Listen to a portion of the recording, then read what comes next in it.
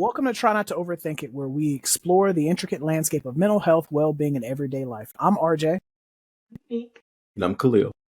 Join us as we dive into insightful conversations, expert perspectives, and personal stories that shed light on the various dimensions of mental wellness. Rather you're seeking guidance, inspiration, or a deeper understanding of the human mind, this podcast is a safe space to engage, learn, and navigate the journey to a happier, healthier self. So today we are going to be talking about the subject of standards. So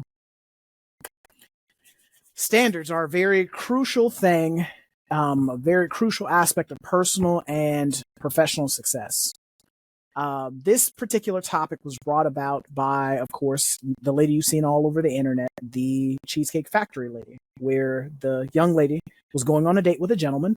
And as they pulled up to the Cheesecake Factory, she pulled out her phone and began to show that she wasn't going on the date and why she wasn't going on the date, because she felt that she was, for all points and purposes, too good for the Cheesecake Factory. So I thought it was very important for us to talk about standards, because that was something that was been on fire all over the internet, of standards and what people are going for and what they're not going for. So for me, I agree with her saying that she didn't want to go to the Cheesecake Factory because she's within her rights to set that standard. But I disagree with the way she communicated what her standard was. I feel like when your standards should be clearly defined, clearly understood, but should also be communicated respectfully to other people. And, because they govern how you act as well as how others will act in regards to interacting with you. And I felt like in her communicating her standard to him, as well as the entirety of the internet by going live on social media, that was a disrespectful way to communicate what her standards were. What do you guys think about this? 100%. I think I would only I don't agree that she should have, to say, oh, I'm too good for an establishment. Right. What's the context of the date? Is it a first date? Is it a third date? It was a first date. Like what? It was a first date. So you're getting to know me. If I'm getting to know you, then I might not know 100% what your standards are. Mm-hmm. Who determines that? And then I think just setting that precedent early on, you're looking for something else. What are you putting out that's going to equate to me taking you to a different establishment? I mean, you could equally have the same first date conversations over that bread at Cheesecake Factory that you could over some rolls at Ruth's Chris. It's the same conversation. Now, if she's saying what she's putting out is different after said first date, then we might be on to something. Mm-hmm. If what I'm giving you after the date is going to equate to more, and baby, if you're only giving a lazy lay, because that's what a lot of people be giving on the first date, because you don't know what that person is into. So if the only thing you're giving is a lazy lay after a meal, baby, save it. You're not worth Cheesecake Factory or McDonald's. Right. This one of them Waffle House, Pancake House deals. You know what I'm saying? Like, you just met me. You don't even know what we doing. You might be worth leftovers in my fridge that somebody else cooked. See? Oh my gosh. But I mean, when we talk about standards or quality, and we've actually gotten to kind of talk about this before. I'm so confused because you're comparing the standard of $1 billion restaurant entity has multiple chains all over the place, conglomerate, and you're saying that, hey, I'm worth more than that conglomerate, right? No, technically you're not, because I don't think you have billions of dollars in your account. You don't have employees all over the 52 states. I'm not buying that. So my issue is when she's comparing herself to the standard of quality that the Cheesecake delivers for a first date. All right, I think that she. So I get to know you meal. Apples to oranges, like it's a first. I get to know you meal. Right, you don't know this person. You don't even know what this person can offer you. You're not giving him a chance. All of a sudden, you start blasting him on social media. Well, that tells you about your character. And last time I checked, when you're asked on a date, that means the other person is paying, correct? Correct. I know, I'm the woman in this. When a man asks anybody out on a date, that's with the intention that he's going to be paying for the meal. Right. So in my humble opinion, I'm probably going to find myself at the place that this person can afford. Now, was she saying that this man is beneath her? Then that's a whole different conversation. Your tax bracket, you're not even in my tax bracket, sir. Right. And if that's what she was communicating, again, fine. But are you in the tax bracket that you're saying he's not in? Right. Because if you're not in that tax bracket, what are we really talking about? Because did she even know enough about that gentleman? This is your first date. You might not even know what he's capable of. That's where, for me, that's my sticking point, is the fact that, like, what you guys both touched on, of defining what your personal standards are and then also communicating them to other people. Right. By you defining what your personal standards are, you allow boundaries to be set.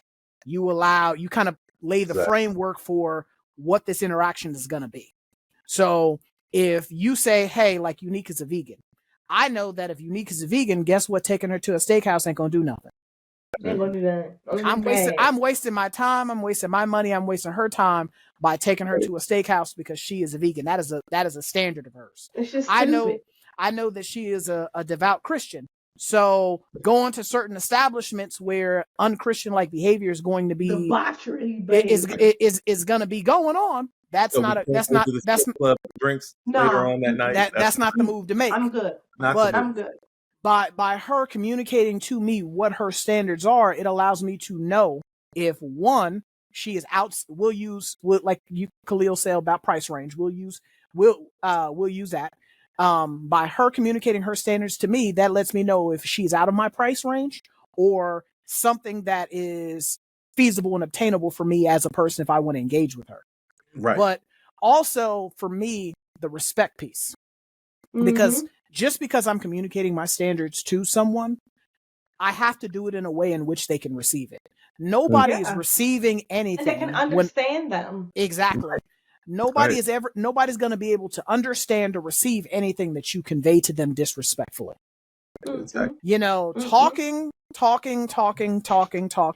as a therapist, you know, we will tell you talking is one of the fundamental pieces that you need in any relationship.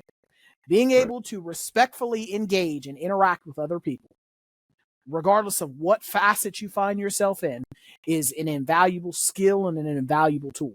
So being able to, you know, respectfully communicate what your boundaries are, your personal boundaries, because everyone's personal boundary is going to be different. Right. Yeah. Being able to respectfully do that is going to get you where you need to be. And I feel like in that particular situation, that situation transfers into a lot of people's lives, where a lot of us have standards, but we don't bother to convey them to other people. Right.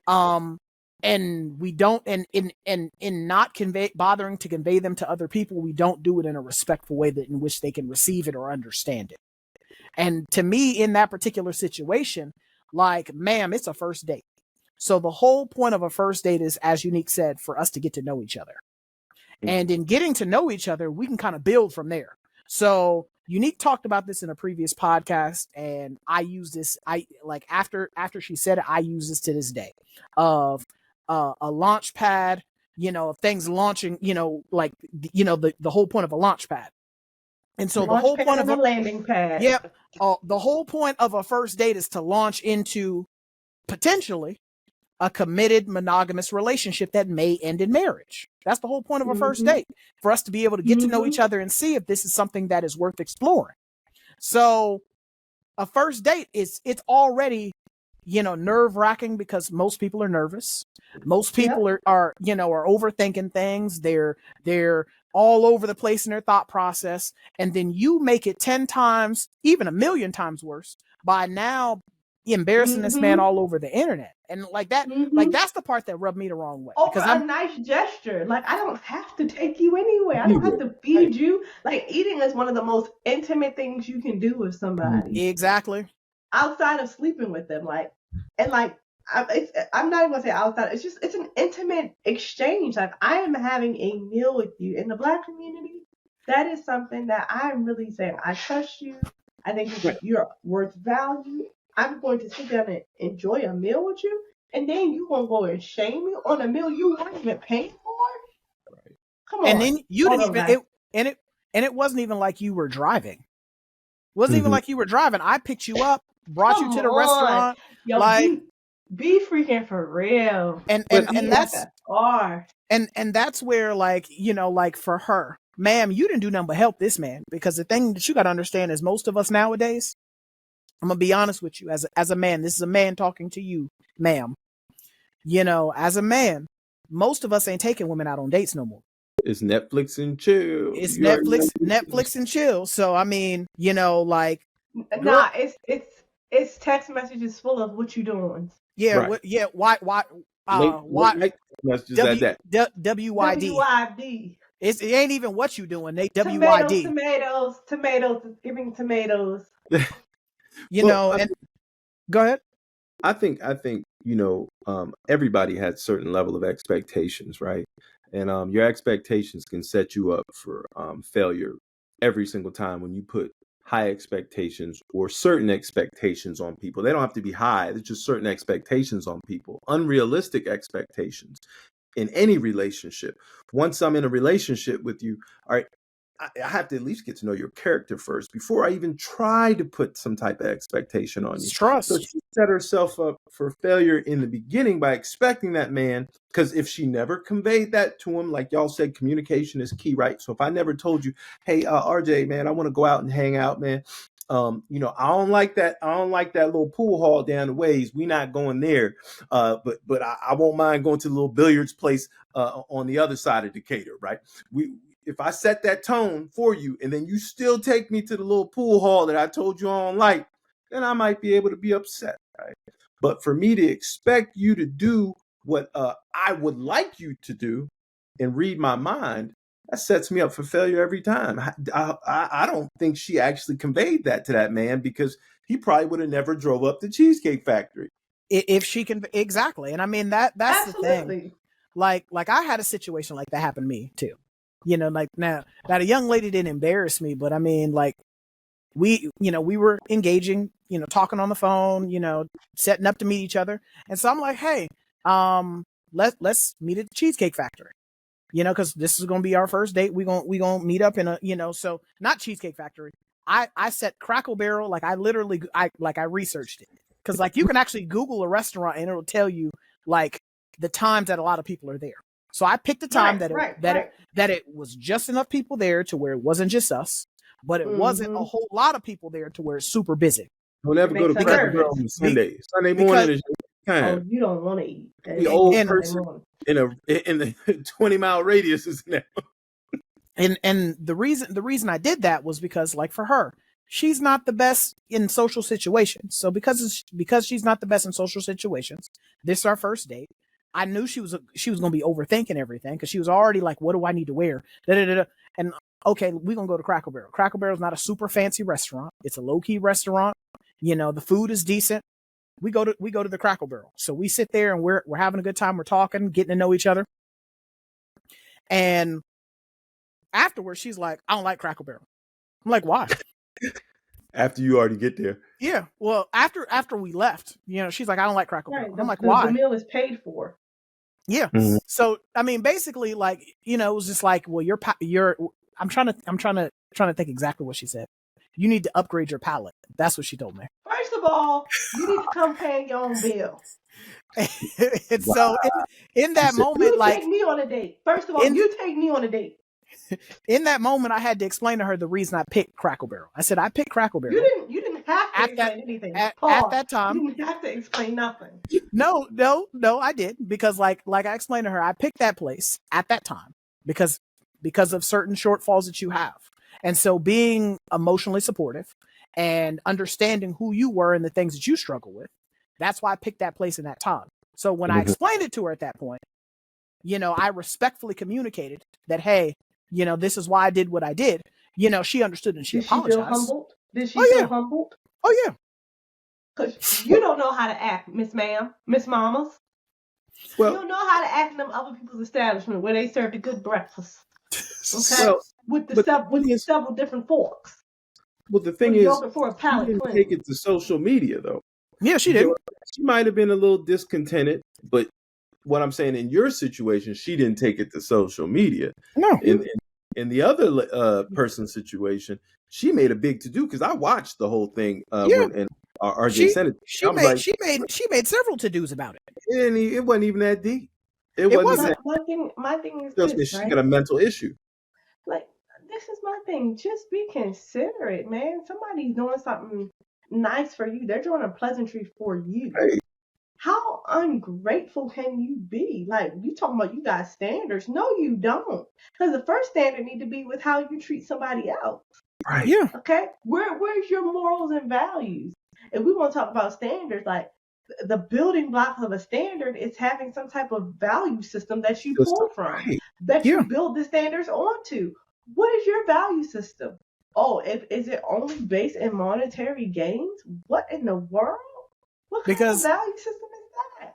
because in that particular I don't situation, I think she was equating the amount of money that he was willing to spend on her into the particular quality of the date. And I mean, to me, this is my thing. Like I That's said, dangerous. that is. But for me, that I never knock a person for communicating what they're okay with and what they're not okay with.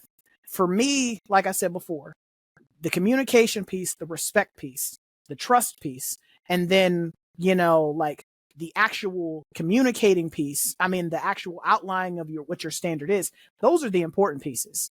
Mm-hmm. But also being able to emotionally support the other person. Because again, it goes back to, understanding how you are conveying what you're conveying to the other person. Right. Because me and Anna, my sister, we have conversations all the time, philosophical conversations about different things. And so one of the things that she and I talked about was what you are fighting about is just as important as how you are fighting. So, Yes, it is. and Absolutely. that's applicable to To different everything. facets and different avenues of your Everything. life. So what I'm expressing to you is just as important as how I'm expressing it to you. And Yep. so, like, when it comes to things like your standards, like I said, I'm never going to knock someone for telling me that this is a hard, fast point for me. But the way you communicate it, the manner in which you communicate it, the timing in which you communicate it, the fact that, like I said, you can pull out your phone and embarrass somebody for millions upon millions upon millions upon millions of people to now equate him with you. Right. And that embarrassing event, that was just over the line. And I mean, like I said, I don't knock her for communicating her standard, because again, you don't want to go to Cheesecake Factory. At some point in time, there were conversations that were had. Where would you like to go? Yeah, because like for me, where I'm taking it, was it a surprise? Like, right. That's what I'm saying. It wasn't like he said, "Hey, what you doing? Oh, you ain't doing nothing? Come downstairs. We going to get something to eat right now." That's not what happened. For you to have taken the time to have makeup on, have lashes on, be dressed, all these different things, ma'am, there was pre-coordination that occurred. And so if you didn't want to go to the Cheesecake Factory, the parking, it's not like Cheesecake Factory is just a restaurant that is just everywhere, like a McDonald's, a Burger King, or a Wendy's, or a Taco Bell. It's a fairly large restaurant with a fairly large parking lot. So the moment you pulled into the parking lot, you knew there's a pretty good indication that you're going to the Cheesecake Factory. Right. So that's like to that right there. Like, hey, right. That's like driving up to PF Chang's and you see them big behind horses. Right. Oh, we had PF Chang's. You didn't know. I actually like PF Chang's. I actually like PF. You saw them big horses. You knew what time it was. Right. You knew where you was going. You knew what we was about to do. When you see that Cheesecake Factory, you know how they be having that little that ornamental those brass ornament looking things out there. You knew what time it was, girl. Knew where he was. Right. Please stop playing. Be freaking for real. Right. Like that's what I'm saying. It's just not adding up. You thought what she was doing was attention. First of all, no, I'm gonna tell you what it was. And I can bet you bottom dollar. Sis looked at however that man was dressed or how he was coming, and she thought, "Oh, he about to spend some money on me. He about to spend some bread." Yeah. And when homeboy humbled her and said, I'm gonna see the character of who you are. Right. I'm gonna see what's up under your hood before you ever think you about to come in and ruin my investment. Yeah, nah. Nobody goes into an investment and says, I'm just going to drop all of my money into it without Right. doing any type of Without research, no research, without no seeing what nothing. the market is Well, looking like. I mean, some people do. I mean, they're not very Some people, intelligent. Yeah. hey, Well, they're when not it good comes to investors. relationships, they're not intelligent because No, every relationship is an investment. When I'm dealing with and I'm talking about investing in cold hard cash. When I go to do an investment, like I'm right, not putting all my eggs in that basket first before I know what's what. right, Yeah. Because I need to see what the market is doing. I need to see, all right, let me see what's out there first. And then as I learn more about the market, I can become more aggressive in it. hmm Until I do that, it's done.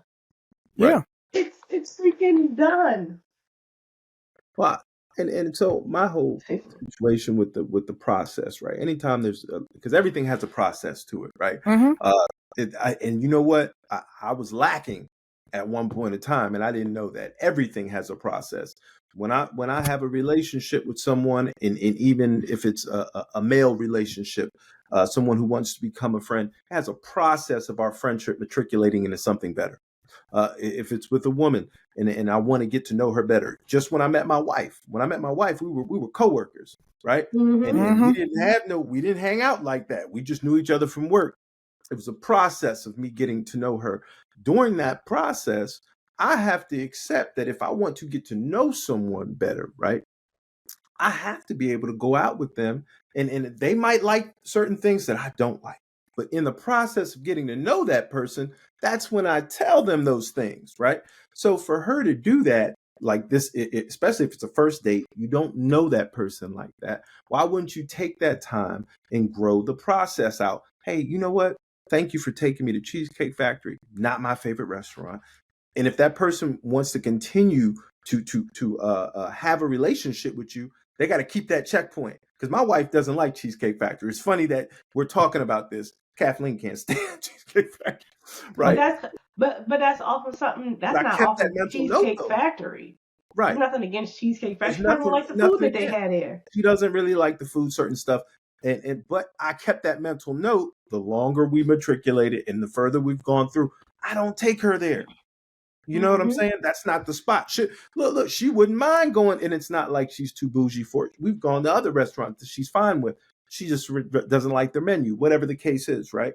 But the longer I know someone, that's what that process of the relationship. You're supposed to evolve in the relationship. You start understanding each other. You start making certain, you know what I mean? There's a lot of times I have to make some accommodations for other people.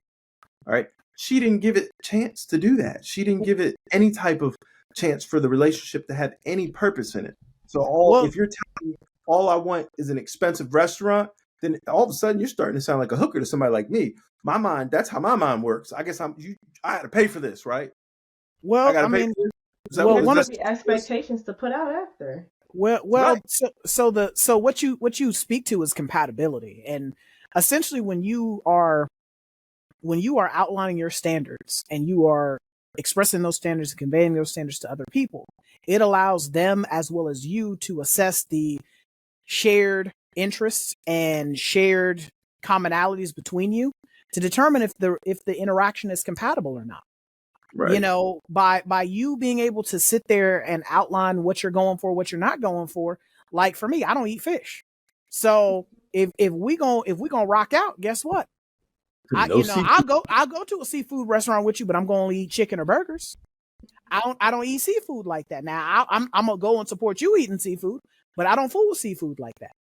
You know, but again, like I said, I outline that standard so people know not to cook me no fish. Don't cook me no fish. Don't cook me no crabs. Don't cook me no seafood of any kind because I'm not eating it. I just don't like it now. Now I might try it to be polite, but I'm not gonna don't make me no big heaping plate of no Don't seafood thinking I'm don't take me to the crab shack. thinking I'm gonna tear it up because I'm Joe's not. Crab Shack. Yeah, take me to Joe's Crab Shack. Yeah, That's where you going for your birthday, RJ. but Joe's also Crab Shack. but also like the thing about your standards is your standards can are they evolve and change over time. Right.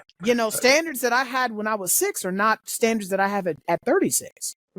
And so for most of us, again, as you get older, the different phase of your life that you find yourself in, the different arenas that you find yourself in, your standards are going to be different.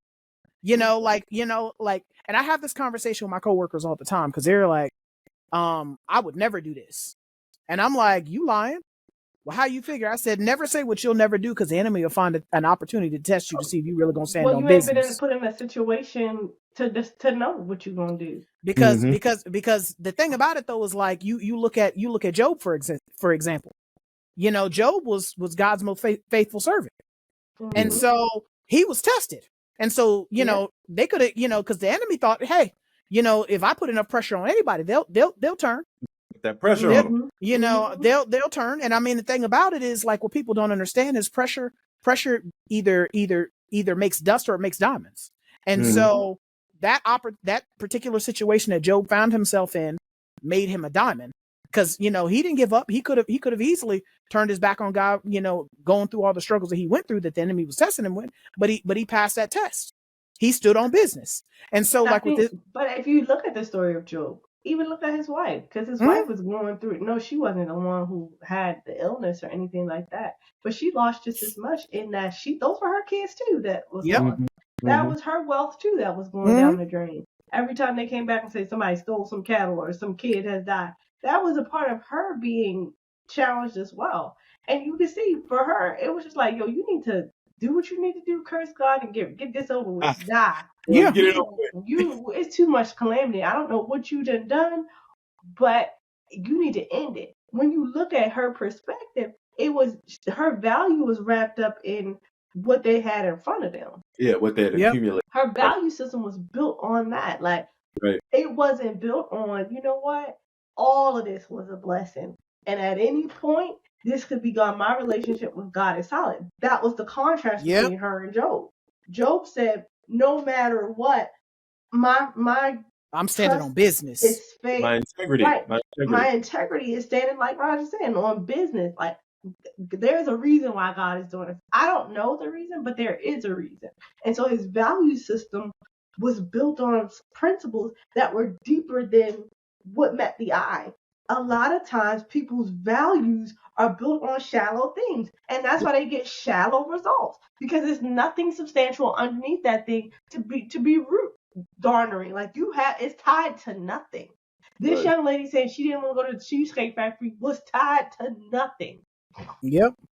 And a lot of people, that's what it is. Oh, I don't date people who don't make a certain figure. What is it tied to? Is it tied to because you have an idea about generational wealth, because you have built something, because you are escaping poverty and you're looking at ways of not to return, like you understand that is a generational thing? What is it tied to? When you're looking at your values, you tie them. Like I said, you can't have values without standards.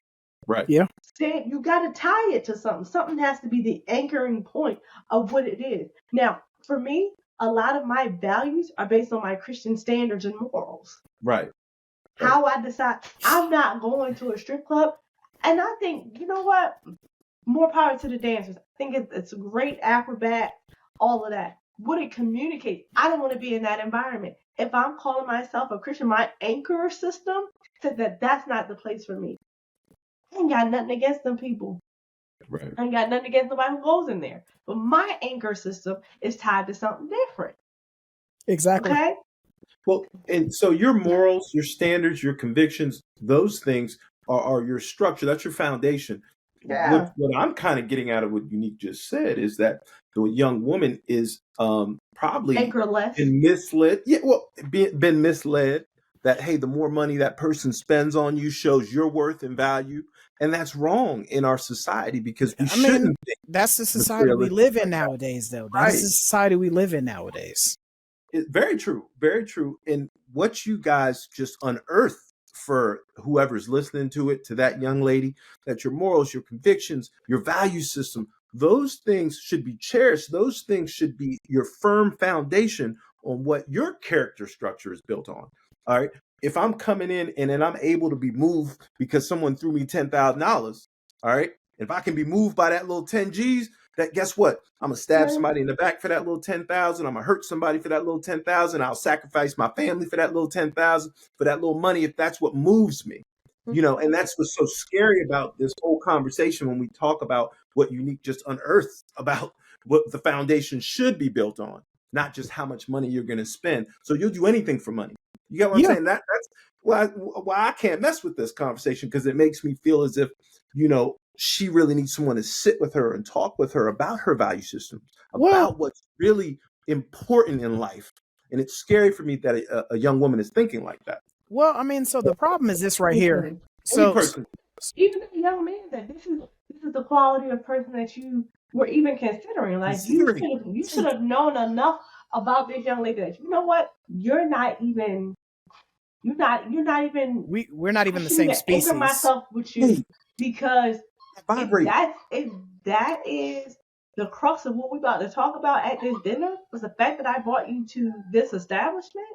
I've had important conversations at a coffee house. I've had job interviews at Panera Bread.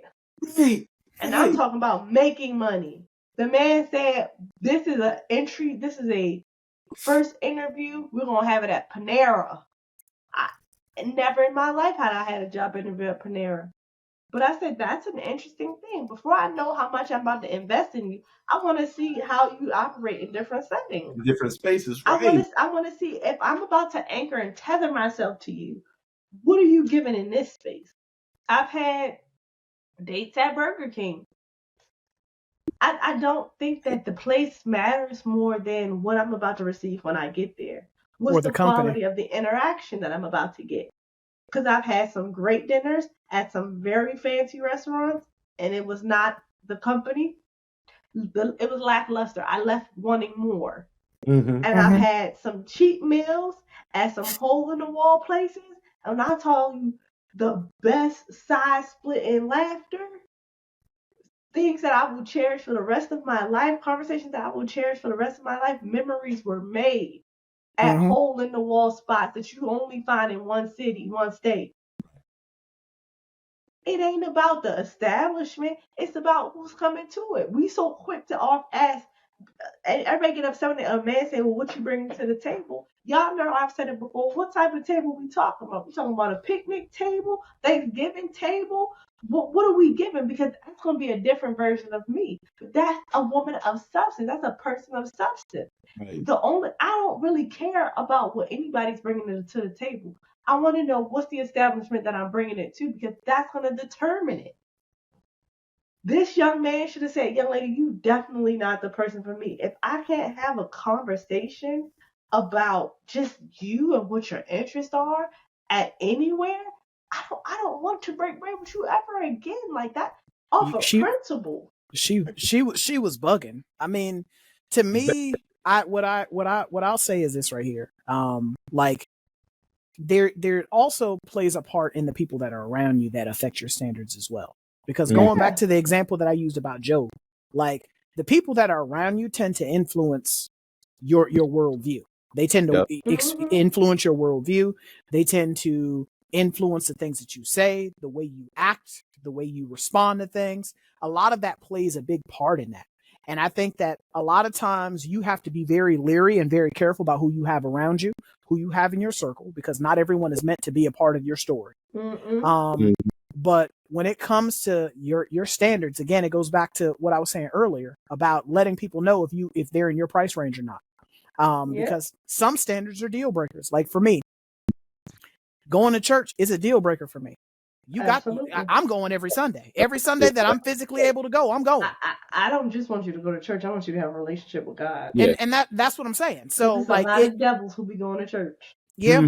And so it's things like that where you outline your standards. By having your standards, you're letting people know, like it's no different than the local dealership here, Toyota dealership, Bill Penny. When you walk up on the Bill Penny lot, you know, because there is a sticker that tells you how much this car is going for. Right. So you know before you ain't going in there lowballing. Yeah, you know how much this car is going for. You know right off the bat, and that's what your standards are. Value. So you short out of luck anyway. Yep. When your standards are.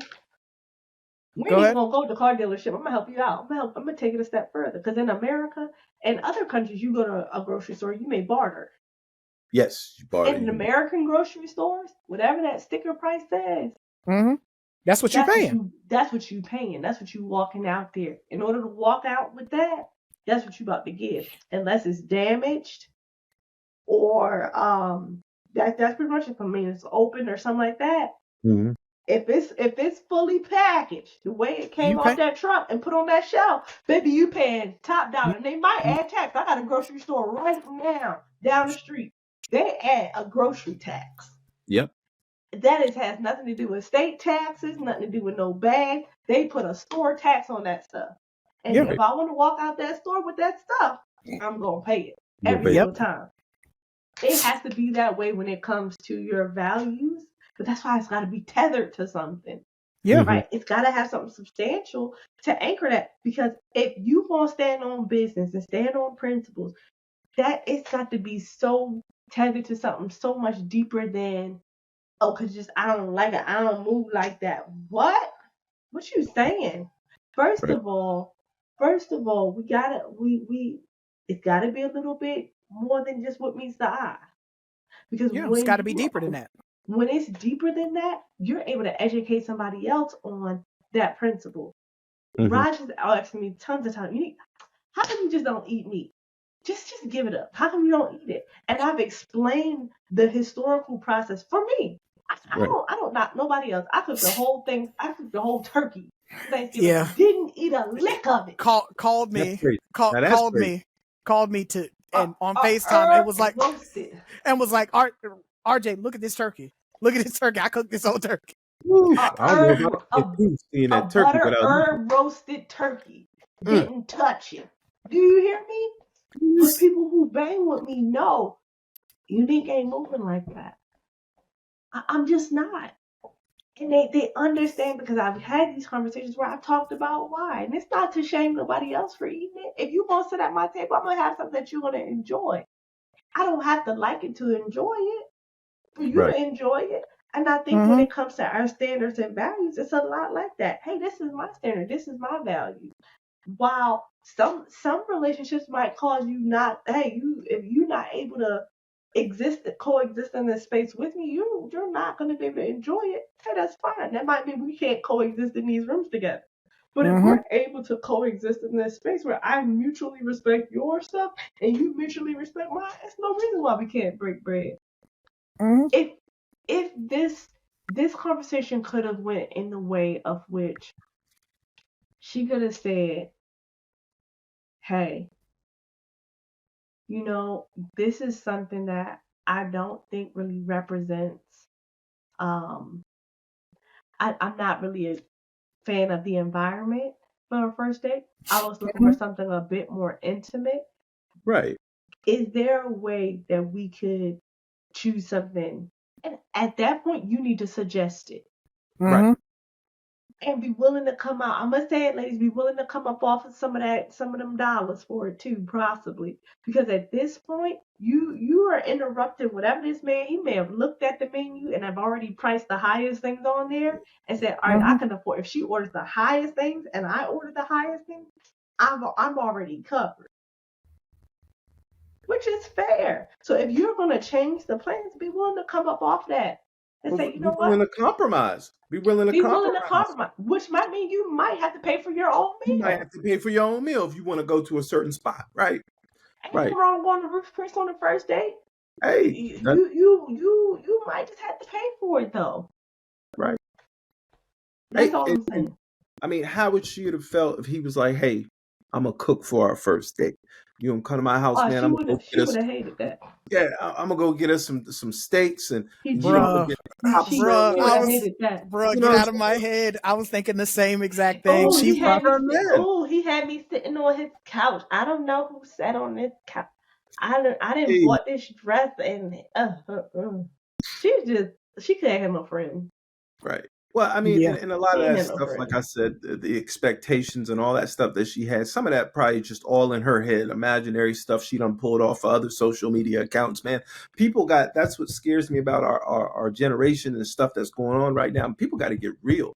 You got to get real. Like, life is a completely different than what you see on TikTok and what you see on Instagram. Life is completely different. Like, when I went out remember, I think I told y'all when I went to Mexico, I had a level of expectation, certain things going on when I hit Mexico, and like what I was going to see and how I was going to interpret it. And when I got out there, completely different than how I thought it was. Mm-hmm.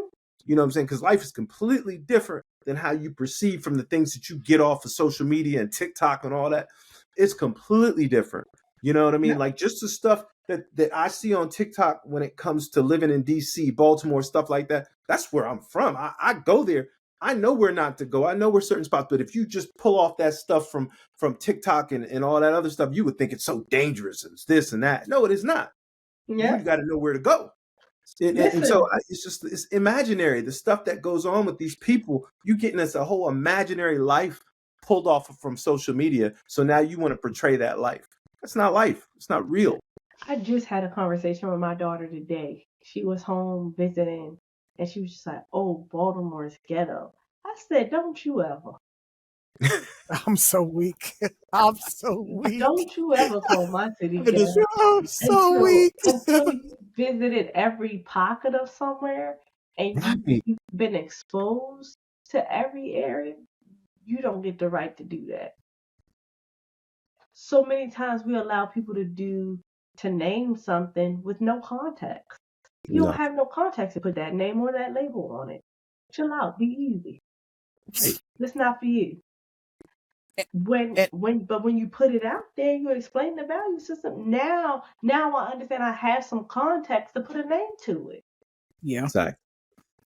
And like I told you, when I went to Mexico, it blew me. Those people were so deep and rich in their culture, man. They, you know what I'm saying?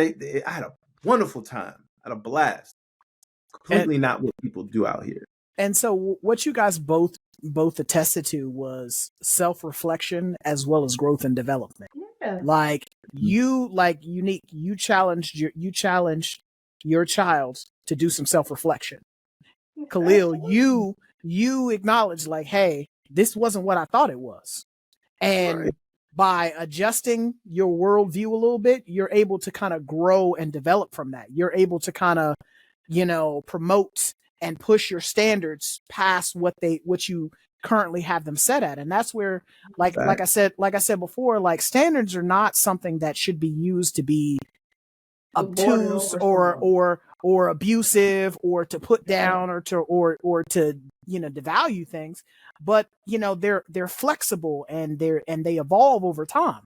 The standards that you have when you're a child are not going to be the standards when you become an adolescent, a preteen, a young adult, an adult, a geriatric person. Like as you matriculate through the different phases of your life, your standards change.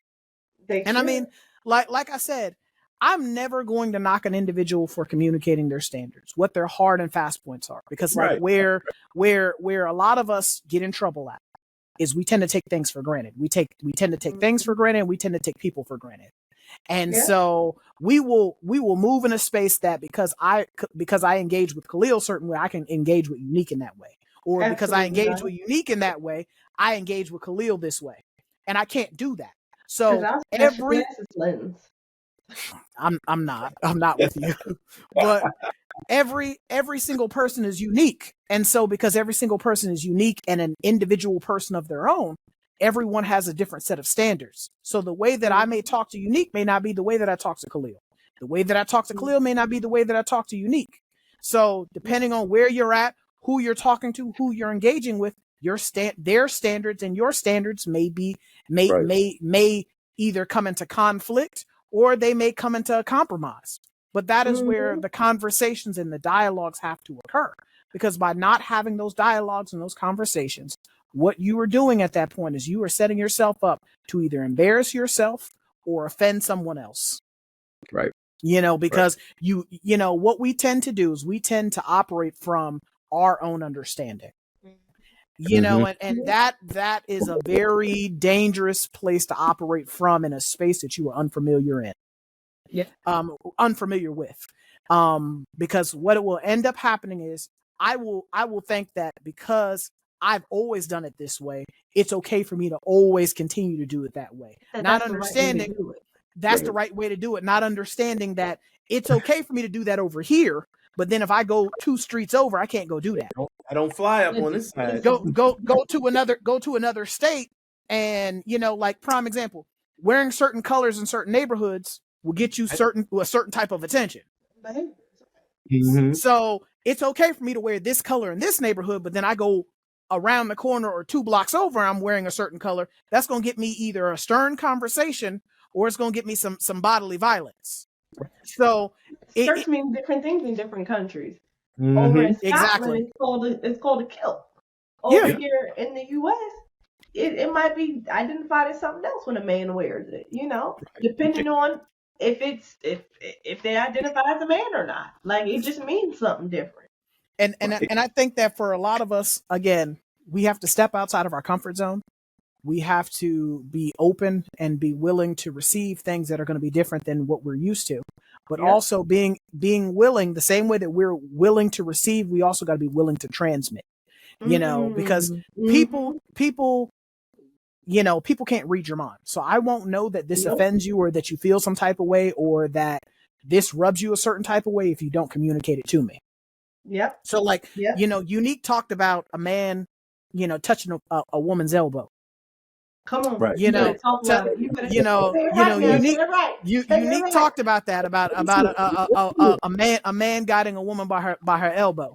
It means something. Whereas, if a man's walking beside you and his hand, goes to the small of your back, that means something too. Versus him having his hand on your shoulder.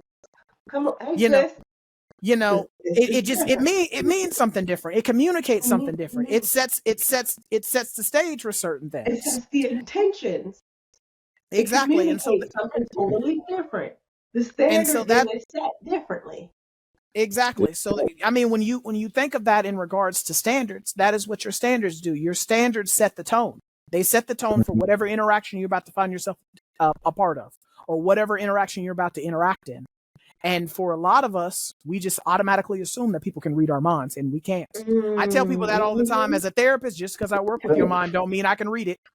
I'm not. So, because people will quickly and for me as an active dating person, I tell people that all the time. When did you tell me that? Dater? Come on, active dating. Dater, like an active shooter. When yeah, What are you doing? The trenches. I'm out here.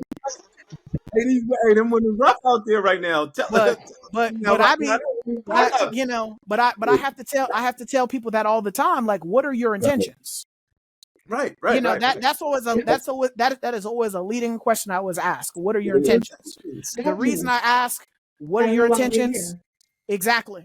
So the reason I'm asking you that is so I can understand if my intentions match up with your intentions, if my standards are matching up with your standards. Because if your intentions are a quick wham bam, thank you, ma'am, that's not what my intentions are. So I'm gonna let you know right off the bat, thank you for your time and your interest in this position, but we decided to go in a different direction. Right. Yeah. So that's it. This is where the conversation and the communication comes in. Like, for me, I'm a communicator. I like to talk about everything. Ain't gonna be nothing I don't want to talk about short of lady time things. Lady time things, I'm not trying to have that conversation with you about. All right. But look, RJ, what you're talk about lady time things, you might learn a lot about that woman. I don't want to hear about no lady time. First of all, y'all need to grow up. I don't even like listen. I'm good and grown, but I don't even like going on that aisle. Oh my gosh, I don't even like going on that aisle. When he get married, you're gonna have to do. Sometimes I had to go out and run and go grab them things. And you might end up having to help her bring one in there too. And she was like, not the big one, the little one. The regular. I want super. I want regular. Right. Listen. You married, that's what happened. Listen. I'm She might have a little something during the red wave. Listen, I ain't running no red lights. No, thank you. You might want to do something. Okay? Hey, no. Well, let's get back to what he said about intentions, right? And people not revealing their intentions. I think that's the perfect way to really segue into the end of our segment, man. When we're talking about building a relationship, all those hidden intentions, and you intended to have this relationship go a certain way, or you intended for that person to do certain things, you should always set your intentions. Yeah. All right. I look at you a That's different right. way if there's a hidden intention that I find out ways down the line. Now I Absolutely. don't want to be around you because, man, I'm saying this person's trying to deceive me. Mhm. I want Listen, someone to set their intentions. That I respect you more, even if it's something that I don't like. I respect you a lot more. when we before we got on here, we were talking about just like the military and certain terms that work in the military and certain terms that work outside of Mhm. like war settings. Yeah. When you set your sights, you already know what the aim is, what I'm Yes. aiming for. No one sets their sights and like, oh, I'm just whatever walks in front of it. So I'm just shooting whatever. No, you set it with an intended target. Okay, Mhm. you set your sights. That is what values are. I'm gonna set my sights with an intended target. This is for an intended space. I'm not doing that just willy nilly. Oh well, whoever gets it gets it. Those who get it Uh, get it. Those who don't. We live in a subjective era. Like everything is so Right. freaking subjective. Some things just got to be objective. Okay? yeah, Some things just absolutely. got to be the line, and that's it. That's just this is the line. Don't cross it. It can't be. Well, if that's the line for you, then that's the line for you. That ain't the line for me. What? Right. No, absolutely not. Right. If you have standards. If if you know what those are. If you know what they are and actually, believe in something. But I really like what you said, and I wish people, RJ, would do that. Set some intentions, especially when you're dealing with another human being. You know what I mean? It shouldn't be so willy nilly. It shouldn't be so nonchalant. Like free based. Right? Very We loosey goosey. we Loosey we goosey. we out Right. here we out here freestyling to everything, and I mean, to Right. me, that's just absurd. Everything. It's Everything. absurd because the thing about it though is this is how disappointment stems from unmet expectations. There you And go. so if I find myself disappointed time and time and time again, I have to start asking myself, did I Is it me? really outline my expectations for the person to Is be able it to meet me? them? Exactly. And and that's the thing. Like for a lot of us, we and I said this on one of our very earlier episodes. For a lot of us, we are our own worst enemy. Yes. Yep. We are our own calamity, our own problems, our own storm, our own chaos. And for most Yep. of us, we don't want to own that. We don't want to wear it. We want to blame everyone else Yep. instead of Yep. acknowledge, like, I'm the one that's messing up. And so for me, in that particular situation, the lady with the Cheesecake Factory lady, again, I'm not knocking you for stating your standards, but Right. it was the way you went about it that was kind of crappy. It was foul. It was messed up. And the thing about it though is like what you did there in that particular situation was you relegated yourself to a lot of lonely nights by yourself. Because the thing about it though is the same way that Khalil and I felt some kind of way as men, other men felt the same kind of way as well. Right. Because the thing, People. other people felt because you had women dragging her because that one lady, oh, she roasted her real bad. Oh, she was talking And about the dollar store nails and everything. She just started going in on her, and I'm I like, was so weak. yeah, Basic but vetting. she set herself up for Basic that. vetting. Yeah. And so for me with that particular situation, it just could have been handled differently. And I mean, for me as a therapist, this is something I do all the time. Whenever I interact with other people, especially about something important, I always do, some self-reflection. Yeah. Self-reflection of, could I have said things differently? Could I have handled things a little bit better? Could I have used different words? Could I have been sitting instead of standing? Could I have been positioned differently in the room? Like, these are things that I play back in my mind because at the end of the day, I always want to be the best version of myself. Yeah. Even if that means I got to be critical of myself. Because at the end of the day, it's not always other people. It's sometimes me. And so when I started to kind of take ownership of certain things in my life, that's when certain doors started opening for me. Certain blessings, God started raining certain blessings, over my life. Certain people were brought in my life and certain people were taken out of my life. Mm-hmm. Because again, I started to kind of self-reflect and realize that there were some things that I needed to fix on for myself. And that's so powerful. When you recognize how much power you possess in your behavior and the way you go about things, you realize, okay, I literally have the power, of course, with God's help, to change my life, the Mm-hmm. course of my life. God has given us the power of choice. And Yeah. so if my choices are prohibiting me from the blessings that He's trying to give towards me, it's only up to me to look at that thing and do something different. Yeah, I mean, most definitely. I have that conversation with both my coworkers and my clients all the time. No one has control over you except for you. You know, because That's people true. be somebody made me act out of character. Ain't nobody make you act out of character.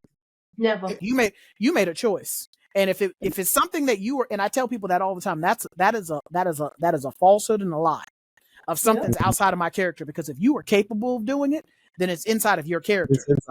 Yep. If you see a cow eating a steak, that's outside of a cow's character, because normally cows eat grass or hay or oats or barley, something of that nature. But if you are capable of acting inappropriately, that wasn't outside of character, that was in you. It just took the That's how right it came out of you. it just took the right situation, the right circumstance, the right stimulation to bring it out of you. And What they that's say, why I it's tell not my on you, it's in you, baby. yeah, It may not be on you, but it was it's not, definitely in you. you not new to this, you true to this. And so so that's why I tell people, never say what you will not do, because the enemy just is waiting for an opportunity to test you to see if you're going to stand on business. And so when it comes to standards mean, standards There's gonna are come a time when the, you got to live up to them bad boys. yeah, they are definitely you standing on business. This is what I'm about. This is what I stand for. This is who I am.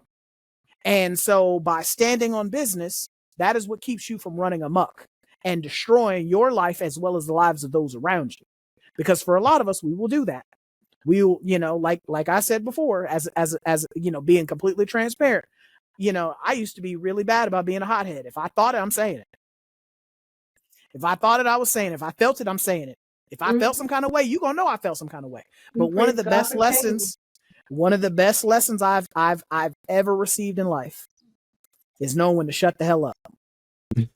Is knowing when to shut the hell up. That's one of the best lessons I've ever learned in my life.